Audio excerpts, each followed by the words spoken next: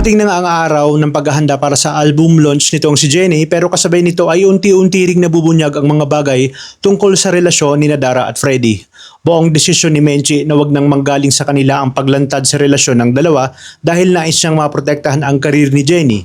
Alam niyang kapag nalaman ito ni Dara, hindi lang siya ang posibleng pag-initan kundi pati na rin itong si Freddy. Sa kabilang banda, hindi naman mapalagay si Jennie sa tuwing kaharap niya si Miss Vanna. Malaki ang utang na loob niya rito dahil malaki ang naging bahagi nito, uli niyang pagbangon at pagkilala sa industriya. Dahil dito ayaw niyang patuloy na magsinungaling kay Miss Vanna. Nagkaroon pa siya ng pagkakataong sabihin ang katotohanan pero hindi niya ito nagawa matapos niyang malaman ang nangyari dito kay Megan.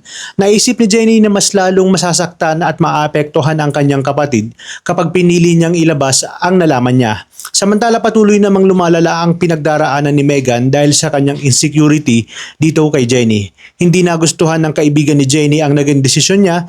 Para rito, lalo lamang niyang binibigyan ng pagkakataon sina Dara at Megan na maliitin nga siya.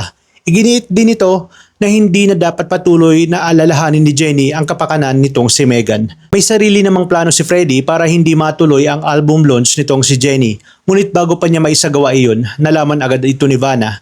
Sa kabilang panig, lalong nababahala si Dara sa maaaring mangyari kapag tuluyang mabunyag ang relasyon nila ni Freddy. Hindi lang ang kanyang karir ang nakikita niyang nasa peligro, kundi pati na rin ang kay Megan. Dahil dito, sinabi ni Dara na kailangan ng pabagsakin itong si Jennie sa lalong madaling panahon.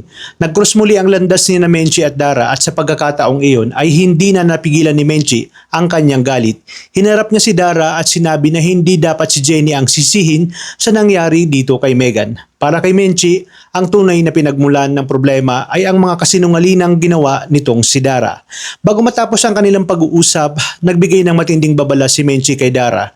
Sinabi niyang may nalalaman siya tungkol sa mga baho nito at alam niya ang mga bagay na maaring makasira sa kanya.